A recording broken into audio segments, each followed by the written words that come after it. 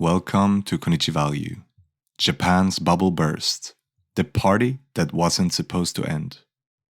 This is a detailed depiction of Japan's lost decade, which started in 1991 and ended in 2001. To get a full depth of the biggest economics collapse in history, I have relied on several sources. Mainly, I've taken the liberty to take excerpts, translate, and restructure my favorite parts of Katsuhide Kageyama's amazing book, Redoing Economic History. I've also added parts from the book Princess of the Yen by Richard Werner. Lastly, I've included multiple reputable sources, such as Deutsche Welle and Nikkei Asia. This is the most thorough project I have ever embarked on this blog, and I'm happy that it is finally finished. So without further ado, enjoy the story of Japan's lost decade, Part 1, 1991 till 1994, the party that wasn't supposed to end. Japan was on its way to surpass the United States as the world's largest economy, and the supply of infinite growth and prosperity seemed non-stop. Then, the party suddenly stopped. The common knowledge is that the Japanese economic bubble burst in 1991. This is true, as the decline in land prices began that year. In fact, already at the end of 1989, Japanese stock prices continued to fall at an alarming rate. The stock market bubble had burst, and everyone should have had a premonition that Japan's future was in danger. However, it wasn't until the beginning of 1993 that most Japanese people realized that the economy was in deep trouble. Why this discrepancy? An important lesson for any future recession is that it is natural for there to be a gap between the decline in the economy and the realization of a recession. Just because real estate and stocks weren't doing well didn't mean that companies would instantly fail. Even if they couldn't borrow money from the big banks, they still managed to secure capital from investors and less risk-averse banks. However, as the economic situation gradually became worse, profits declined and sources of money started to shrivel up. It just took a few years for them to catch up to reality. The Japanese bubble burst through the eyes of Katsuhide Kageyama. This part is a collection of translated excerpts from the book Redoing Economic History by Kageyama. I was still a student in the early 90s and life was great. I went out drinking almost every day, wasting money on women, gambling, and putting anything I had left into all kinds of investments. Everything was going up, and it felt like every yen I spent was going to double next year. Our brains had been so thoroughly poisoned by the bubble of the past few years that we were all insanely optimistic.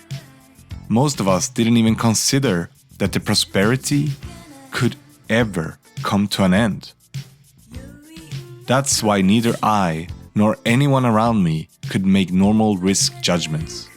I thought, if stock prices have fallen, why not recover it by purchasing land? This is the same thinking as a compulsive gambler. I lost at pachinko, so let's get it back with mahjong. The difference was that a whole nation was thinking like this. This idea is depicted perfectly in Kaiji, a Japanese manga depicting the minds of obsessive gamblers, which the Netflix series Squid Games is based on.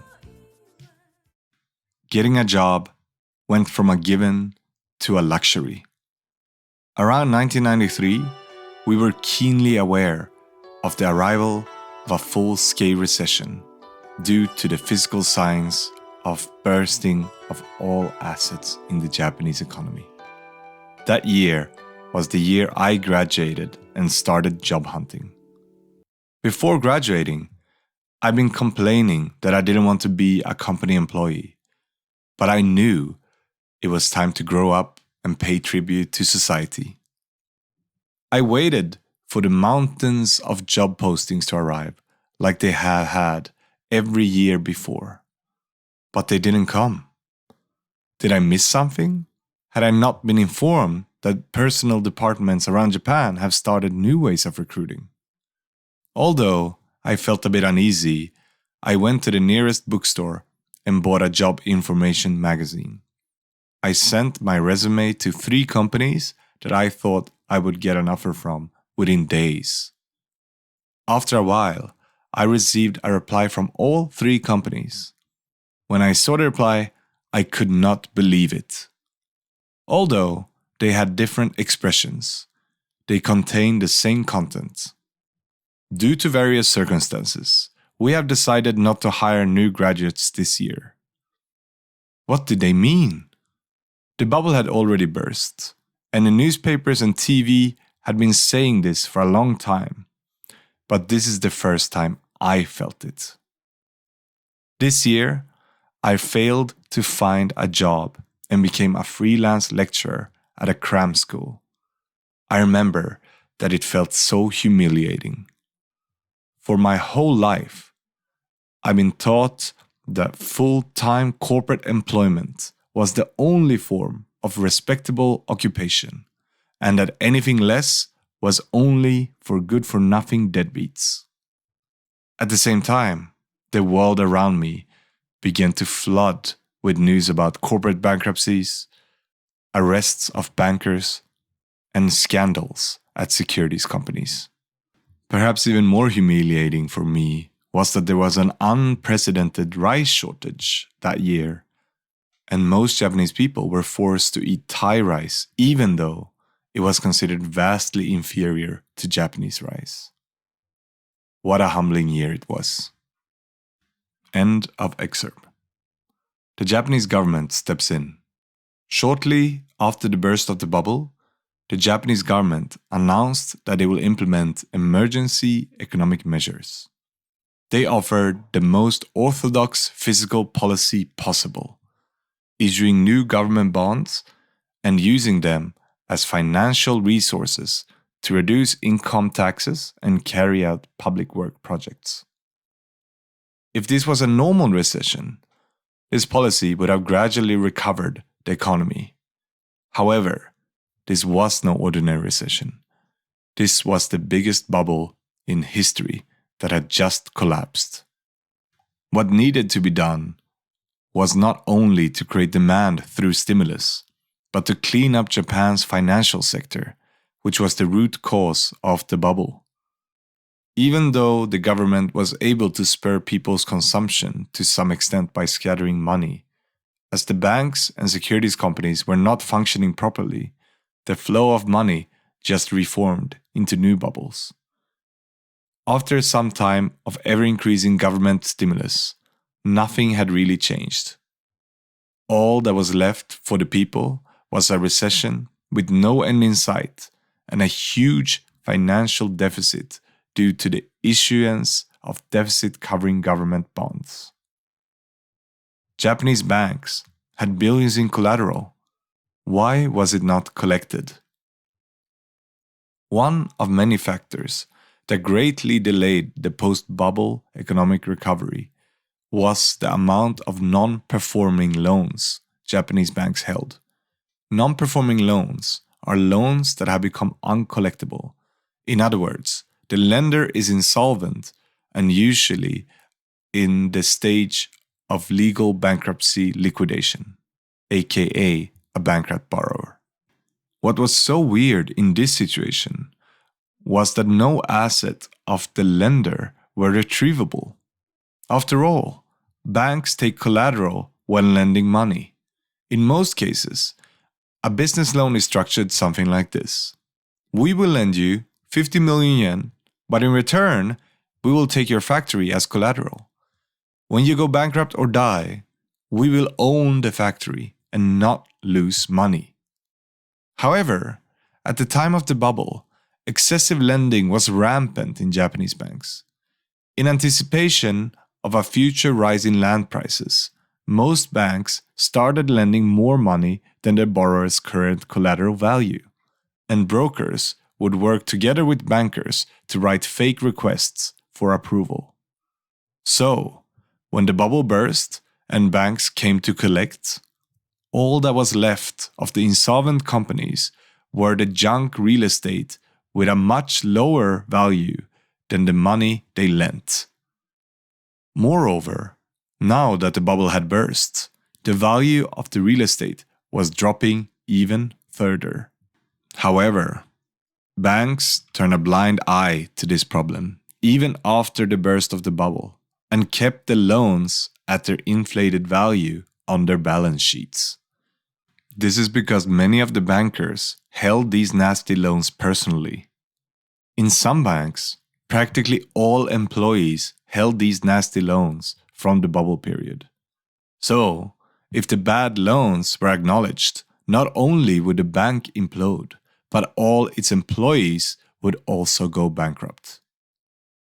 However, as the bursting of the bubble became bigger, the true state of the banks was revealed, and the bad loans increased at an alarming rate. In other words, Japanese banks only had massive collateral on paper.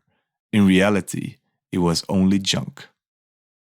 As a result, banks were forced to write off bad loans and suffer huge losses.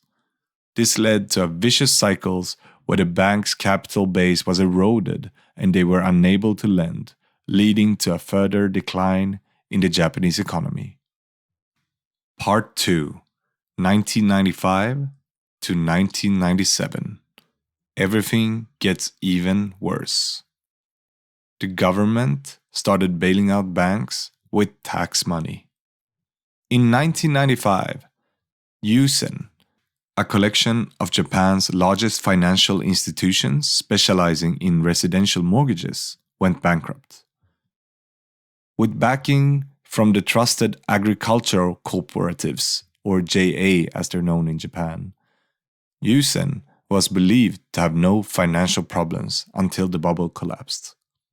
Surprisingly, the government decided to inject 685 billion yen of public tax funds into the already bankrupt Yusen. This caused a severe backlash from the public. Yusen's bailout was incredibly suspicious. The first reason the bailout was so suspicious was Yusen's government connection. 6 of the 8 presidents in Yusen were former bureaucrats of the Ministry of Finance. Then, there were the unnatural regulations. The Ministry of Finance was legally obliged to publicly report the total volume of real estate loans. However, they created a disclosure exceptions for loans to residential housing and agricultural cooperative financial institutions, the main holdings of Yusen. Furthermore, the Ministry of Finance and the Ministry of Agriculture, Forestry and Fishery, or MAF as they're also called, had secretly exchanged a memorandum of understanding to bail out JA in the event of a bankruptcy in exchange for investing in Yusen. This information was made public in the 1996 Yusen Diet. In other words, Yusen was completely controlled by the bureaucrats at the Ministry of Finance to promote their interests.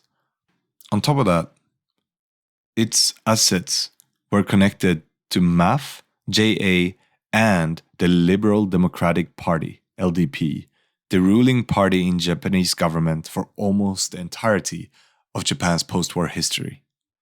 Hence, despite the extreme backlash from the public to bail out Yusen with tax money, it was in the government's absolute best interest to do so. And just like that, the horrific practice of bailing out financial institutions with public funds was established in Japanese government. The Kobe earthquake and the start of the yen appreciation. おはようございます。ピコピコ通信の松岡由美です。今日は裏技の日ですよね。今日の裏技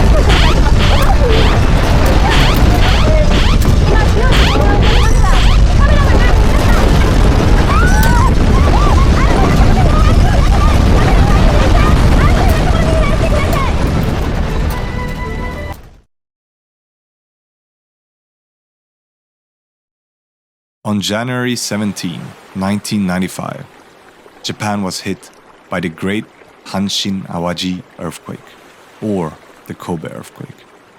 It lasted for over 20 seconds and was among the strongest, deadliest, and costliest to ever strike Japan. It measured 7 on the GMA seismic intensity scale and killed 6,434 people. Japanese insurance companies started to frantically sell all their foreign currency assets to buy yen in preparation for paying the insurance claims that were flooding their offices after the earthquake. To make matters worse, domestic consumption for foreign goods and services was at an all-time low, while Japanese goods were still demanded abroad. This caused an increase in demand for the yen among foreigners, since the yen is needed to buy Japanese goods. Multiple other factors exacerbated the appreciations.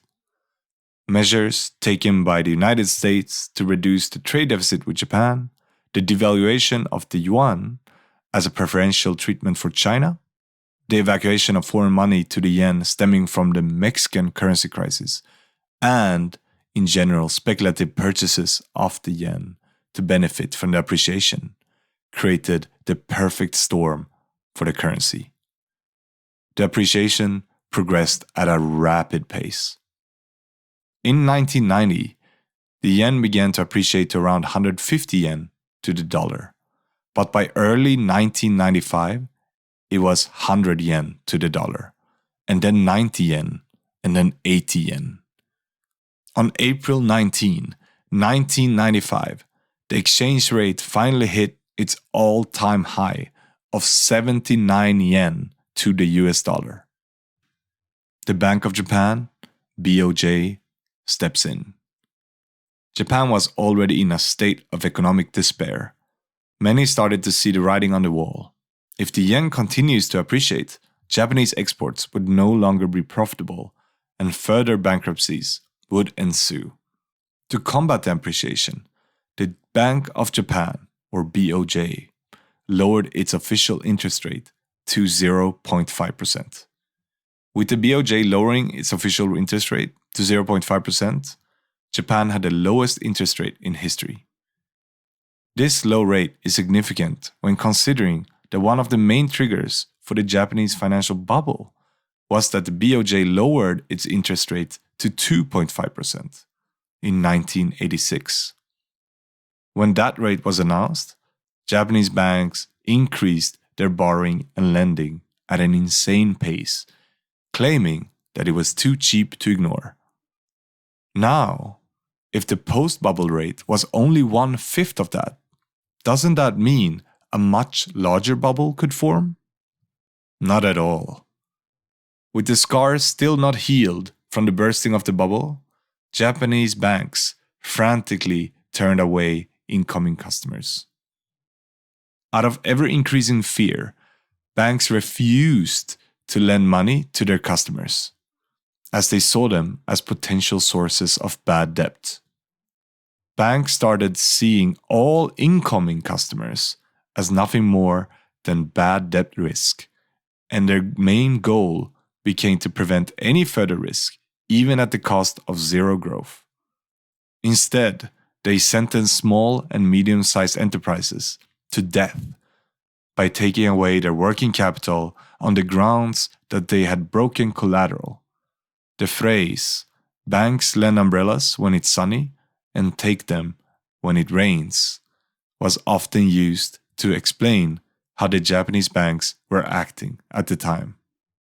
Part 3. 1997 to 1999. Reality catches up to the Japanese government. The fiscal law that destroyed Japan's recovery. In 1997, despite the ongoing recession, the Japanese government implemented a retroactive policy called the Fiscal Structure Reform Law. It was simply put a law that said, we know we are in a recession, but we are still going to take more money from you. The government had implemented several emergency economic measures to deal with the post-bubble recession.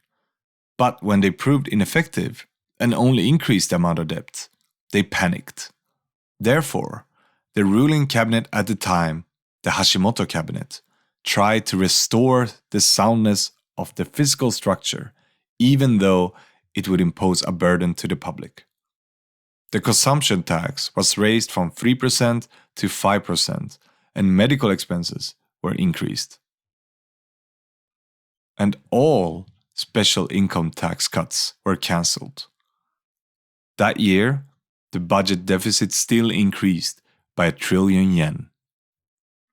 At the end of 1997, the economic situation was already very fragile. But to make matters worse, the Asian currency crisis occurred.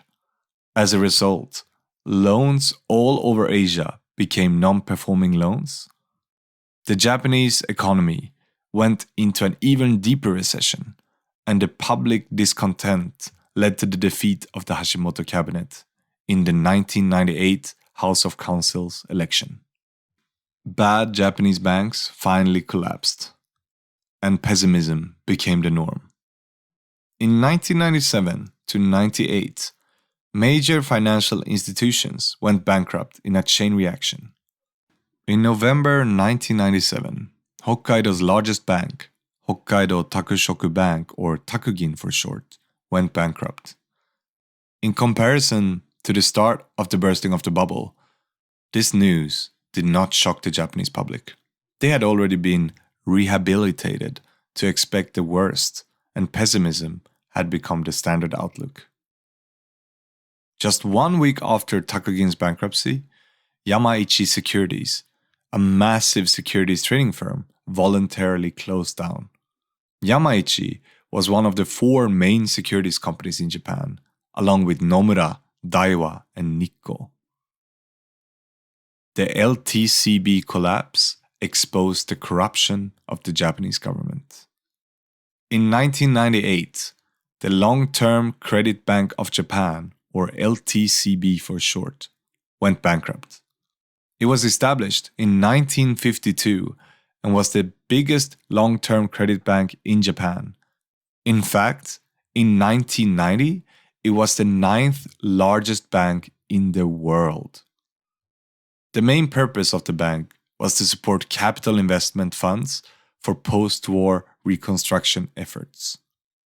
However, LTCB struggled during the bubble period as the numbers of customers decreased. Therefore, LTCB, like other banks, decided to invest in more bubble-like directions, i.e., land and stocks, instead of industrial finance to secure customers. As a result, LTCB had loaned to insolvent customers and leasing companies and subsequently went bankrupt after the bubble burst. However, LTCB's bankruptcy was different. Even though the company was already bankrupt, it did not collapse. It was as if someone was keeping it alive on life support, like a zombie. Who was keeping LTCB alive? LTCB was a bank created by Hayato Ikeda, former Prime Minister of Japan, and had very deep connections with LDP's Kokenkai, or conservative faction. Or rather, it acted like Kokenkai's wallet. Since LTCB mainly focused on industrial finance, it was the prime lender to general contractors, and since the general contractors are the LDP's source of vitality, or voting and donations, the failure of LTCB would be bad for the LDP. In other words, the LDP desperately wanted to protect LTCB. Its bankruptcy would also be bad for the LDP because it played a role in policy-based finance by lending to the Japanese Oil Corporation and Tokyo Electric Power Company, or TEPCO. In the end, the Prime Minister at the time of LTCB's bankruptcy, Keizo Obuchi, was personally engaged in searching for potential buyers for the bank, but was not successful. As a last-ditch effort, Kiichi Miyazawa, chairman of the Financial Reconstruction Commission, adopted a policy of firmly protecting LTCB until a receiver was found. During its reconstruction, many people were arrested for fraudulent accounting and fraud, but they were all acquitted by the Supreme Court. In addition, 2 long-term bank executives who were involved in the cover-up committed suicide. Part 4. The End of the Lost Decade. After more than 10 years and the collapse of many of Japan's most rotten institutions, the country's economy finally returned to a pattern of moderate but steady expansion. After a series of cabinet reshufflings and many corruption cases coming to light, some structural reforms were finally being implemented, such as deregulations and a liberalization of the Japanese economy, which have helped improve the efficiency and competitiveness in the country.